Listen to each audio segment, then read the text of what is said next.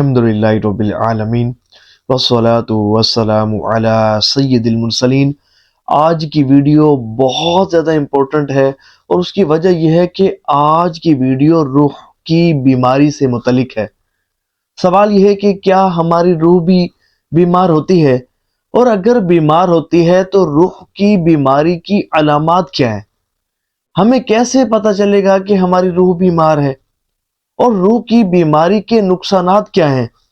اور روح کی بیماری کا علاج کیا ہے؟ بڑی ہی امپورٹنٹ ویڈیو ہے اور میں سمجھتا ہوں کہ ہر شخص کو یہ ویڈیو ضرور دیکھنی چاہیے۔ اس کا فائدہ یہ ہوگا کہ آپ خود معلوم کر لیں گے، آپ کو خود پتہ چل جائے گا۔ جب اس ویڈیو کو مکمل اور توجہ سے دیکھ لیں گے تو آپ کو خود معلوم ہو جائے گا کہ کیا ہماری روح بیمار ہے یا روح ہماری تندرست ہے۔ توجہ سے سنیے گا، اللہ نے چاہا تو بہت زیادہ فائدہ ہوگا۔ دیکھیں، جس طرح زہر کھانے سے انسانی جسم مردہ ہو جاتا ہے، اسی طرح اصول فطرت ہے کہ گناہوں کی کثرت، گناہوں کی نحوست کے سبب دل بیمار ہو جاتا ہے، روحانیت مردہ ہو جاتی ہے، ہمارا دل بیمار ہو جاتا ہے، دل پر داغ پڑ جاتے ہیں، دبے پڑ جاتے ہیں، دل پر مہرے لگ جاتی ہیں، دل سیاہ ہو جاتا ہے، تاریک ہو جاتا ہے، دل ہمارا زنگ آلود ہو جاتا ہے۔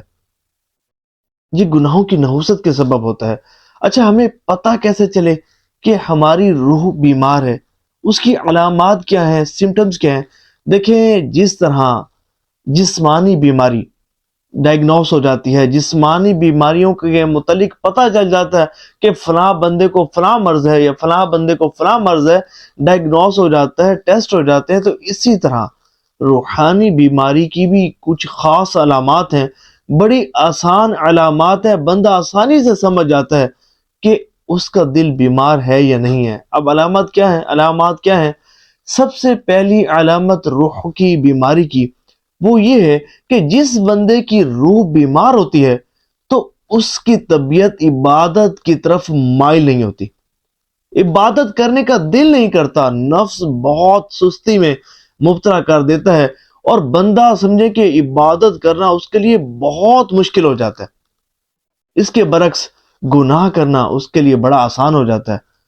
اور سمجھے کہ ایک تسبیح اس کے لیے درود پاک کے پڑھنا بڑا مشکل ہو جاتا ہے، لیکن 3 گھنٹے کی فلم ڈرامہ دیکھنا اس کے لیے بہت آسان ہو جاتا ہے۔ گھنٹوں بیٹھ کر بندہ گپ شپ لگاتا رہے گا، لیکن نماز پڑھنے کی توفیق نہیں ملے گی۔ اور یہ جو بڑی ایک علامت روح کی بیماری کی، دل کی بیماری کی، وہ یہ کہ ایسا شخص کہ جس کا دل بیمار ہوگا نا، آپ اس کو مسجد میں لے کر جائیں، پہلے تو وہ بڑی مشکل سے مسجد میں جائے گا، وہ بہانے بنائے گا، حیلے بہانے بنائے گا اور ٹال مٹول کرے گا۔ اب وہ کہے گا اچھا میں آتا ہوں تھوڑی دیر تک، فلاں کام ہے، میرے کپڑے ٹھیک نہیں ہیں، فلاں معاملہ، ابھی میں آتا ہوں، تھوڑی دیر تک آتا ہوں۔ اچھا، بالفرض آپ نے کوشش کی اور آپ کھینچ کھانچ کر اس شخص کو مسجد میں لے بھی گئے، تو وہ مسجد میں اس طرح تڑپتا ہے جس طرح مچھلی پانی کے بغیر تڑپتی ہے۔ وہ اپنے آپ کو مسجد میں اس طرح تصور کرتا ہے کہ گویا کہ قید خانہ میں ہے۔ میں کہنا یہ چاہتا ہوں کہ ایسا شخص کہ جس کی روح بیمار ہوتی ہے، جس کا دل بیمار ہوتا ہے، اس کے لیے نفلی عبادات کرنا تو بڑے دور کی بات ہے، فرض عبادات کرنا بھی اس کے لیے بڑا مشکل ہو جاتا ہے۔ نفلی روزے رکھنا تو بڑے دور کی بات ہے، فرض روزے رکھنا بھی اس کے لیے بڑا مشکل ہو جاتا ہے۔ ذکر و اذکار، ذکر و درود کی توفیق تو سمجھے کہ اللہ تعالیٰ کرم فرمانے والا ہے، توفیق بخشنے والا ہے، لیکن گناہ کر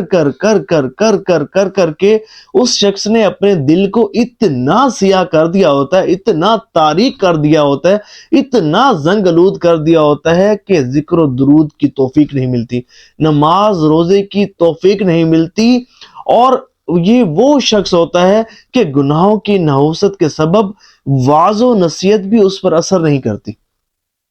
اللہ اور اس کے رسول صلی اللہ علیہ وآلہ وسلم کے فرامین بھی وہ سننا گوارا نہیں کرتا، اور اس کا دل کرتا ہے، دل کہتا ہے کہ نہیں، مجھ سے تو اس کے ریلیجنز کے متعلق تو بات ہی نہ کرو نا، مذہب کے متعلق تو بات ہی نہ کرو، احادیث رسول کے متعلق تو مجھے بات ہی نہ کرو، مسائل کے متعلق تو مجھ سے بات ہی نہ کرو، میری اصلاح کے متعلق تو بات ہی نہ کرو نا، نماز روزے کی عبادات کے متعلق تو بات ہی نہ کرو، آؤ میرے ساتھ بات کرو سیاست کے موضوع پر، آؤ میرے ساتھ بات کرو میچز کے متعلق، آؤ مجھ سے پوچھو کہ فلاں ایکٹر کون ہے، اس کا بایو ڈیٹا کیا ہے، میں بتاتا ہوں، مجھے یہ بھی میرے پاس انفارمیشن ہے، میرے پاس فلاں بھی انفارمیشن ہے، آؤ بیٹھو میرے ساتھ بیٹھ کر مناظرہ کرو، گھنٹوں بیٹھ کر گپ شپ اس کے ساتھ لگاؤ، اس کا ٹائم اس کے لیے پھر فل ٹائم ہوتا ہے، پھر اس سے کوئی کام یاد نہیں آئے گا، لیکن اگر اسے آپ کہہ دیں گے نا کہ آؤ بھائی نماز کا ٹائم ہو گیا،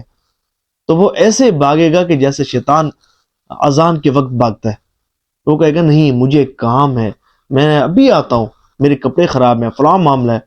تو یہ علامت ہے روح کی بیماری کی، کہ عبادات کی توفیق نہ ملنا، عبادات کی طرف طبیعت مائل نہ ہونا، نفس کا سستی کرنا اور عبادات کرنا بہت مشکل نظر آنا، اور خشوع خضوع تو بڑے دور کی بات ہے، بندہ یہ جب دل بیمار ہو جاتا ہے تو عبادت کی توفیق سے محروم ہو جاتا ہے، عبادت کی لذت تو بڑے دور کی بات ہے، عبادت کرنا بھی نصیب نہیں ہوتا،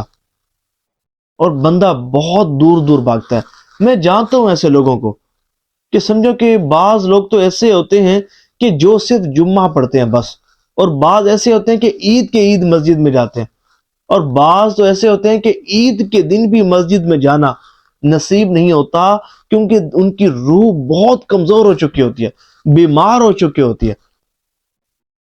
اور سمجھیں کہ وہ ایک قسم کے نفس کے غلام بن جاتے ہیں، وہ شیطان کے غلام بن چکے ہوتے ہیں، ان کی زندگی، ان کا اوڑھنا بچھونا اللہ کے احکامات کی خلاف ورزی اور اللہ اور اس کے رسول صلی اللہ علیہ وآلہ وسلم کی نافرمانی ہوتا ہے۔ تو یہ ہے روح کی بیماری کی علامات۔ اب اچھا،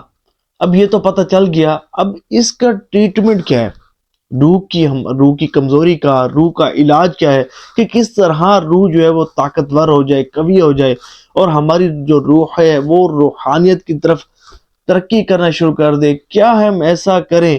کہ ہمارا جو دل ہے وہ دل کی سیاہی بھی ریموو ہو جائے، دل ہمارا بالکل صاف شفاف ہو جائے، اور ہماری طبیعت عبادات کی طرف مائل ہونے لگے، اور ہمارا شمار بھی ان خوش نصیب لوگوں میں ہونے لگے کہ جو پابندی سے عبادات کرتے ہیں، جو فرائض کے ساتھ ساتھ نفلی عبادات بھی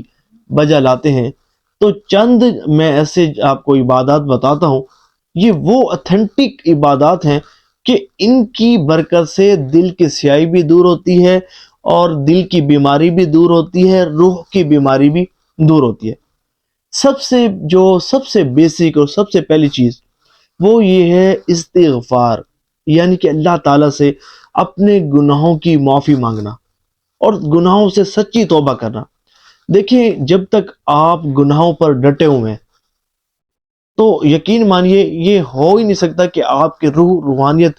ترقی کرے، آپ کی روحانیت پرواز کرے، اور آپ کو عبادات کا ذوق و شوق اور خشوع و خضوع نصیب ہو۔ عبادت کی توفیق ہی نہیں ملتی گناہ گار بندے کو جب تک بندہ گناہوں سے سچی توبہ نہیں کر لیتا۔ کیونکہ دیکھیں، حضرت امام ذہبی رحمۃ اللہ تعالی علیہ آپ فرماتے ہیں کہ گناہ ایک ایسی زنجیر ہے کہ جو بندہ بکثرت گناہ کرتا ہے تو وہ زنجیر اس کے قدموں سے لپٹ جاتی ہے، اور اسے ہر طرح کی نیکی اور بھلائی کے کاموں سے محروم کر دیتی ہے۔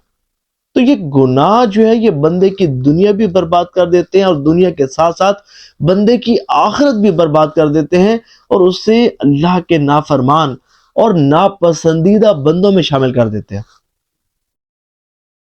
خوش بخت سے بدبخت اسے بنا دیتے ہیں،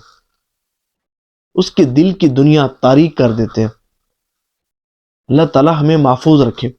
تو استغفار، سچی توبہ، یا اللہ میری سچی توبہ، آئندہ میں گناہ نہیں کروں گا، تیری نافرمانی نہیں کروں گا، سچی توبہ کرتا ہوں، آئندہ تجھے ناراض کرنے والے کام نہیں کروں گا۔ سچی توبہ، جب اس طرح سچی توبہ کی جاتی ہے، استغفار کی کثرت بندہ کرے، استغفر اللہ رو رو کر، گڑ گڑا کر، اور اپنے تصور میں ان تمام گناہوں کو لا کر کہ بھئی میں تو اتنا گناہ گار بندہ، میں نے تو دن رات اللہ کی نافرمانی میں گزار دیے، میں نے تو فلاں گناہ بھی کیا، میں نے تو فلاں گناہ بھی کیا، میں نے تو فلاں گناہ بھی کیا، اس کے باوجود بھی اللہ نے میرا رزق بند نہیں کیا، اللہ نے میری روزی تنگ نہیں کی، اللہ نے میری عزت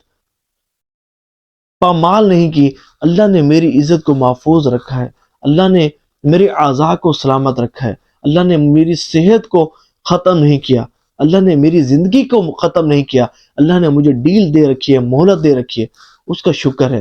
اور سچی توبہ، یہ اللہ گناہ معاف فرما، رو رو کر دیکھیں، وہ ایک بزرگ فرماتے ہیں کہ اپنے گناہوں کے سمندر کو آنسوں کے پانی سے دھو ڈالو۔ بڑی پیاری بات ارشاد فرمائی کہ اپنے گناہوں کے سمندر کو آنسوں کے پانی سے دھو ڈالو، یعنی کہ گناہ دیکھیں نا، اتنا بڑا آپ کے گناہوں کا سمندر ہے، اتنے گناہ، لیکن صرف ایک خوف خدا کا آنسو، ایک ندامت اور شرمندگی کا سچا آنسو آپ کے گناہوں کو معاف کروا سکتا ہے، آپ کو بدبختوں کی لسٹ سے ہٹا کر خوش بختوں کی لسٹ میں شامل کر سکتا ہے، اللہ کے نافرمان اور دھتکارے ہوئے اور ناپسندیدہ بندوں کی لسٹ سے نکال کر آپ کو اللہ کے پسندیدہ اور مقبول بارگاہ بندوں میں شامل کر سکتا ہے۔ لیکن سچی توبہ کے 3 ارکان ہیں کہ گناہ پر، جتنے بھی گناہ، جس گناہ سے توبہ کر رہا ہے بندہ، اس پر سخت ندامت اور شرمندگی ہو، اور آئندہ گناہ نہ کرنے کا پختہ عزم ہو، اور اسی وقت گناہ کو چھوڑ دے، تو یہ سچی توبہ ہے۔ اللہ تعالی ہم سب کو توبۃ النصوح کی توفیق عطا فرمائے۔ جب یہ استغفار کریں گے نا، استغفار یہ ایک ریموور کا کام دیتا ہے، یہ صرف کا کام دیتا ہے، یہ سمجھے کہ دل کو مانج دیتا ہے، دل کو سمجھے کہ یہ استغفار یہ وہ مبارک وظیفہ ہے کہ دل کے لیے ایک بہترین کلینزر کا کام دیتا ہے، دل صاف و شفاف ہو جاتا ہے۔ لیکن ہو سچی توبہ، یہ نہیں کہ ادھر استغفر اللہ کی تسبیح بھی چل رہی ہے اور ادھر آپ گناہوں پر بھی ڈٹے ہوئے ہیں، گناہوں پر بھی قائم ہیں، تو ایسا نہیں۔ سچی توبہ کریں گے تو اللہ کی رحمت کے حقدار بنیں گے، اللہ کی رحمتوں کا نزول ہوگا، گناہوں کی بیماری سے جان چھوٹ جائے گی، اور پھر جب استغفار کی کثرت کریں گے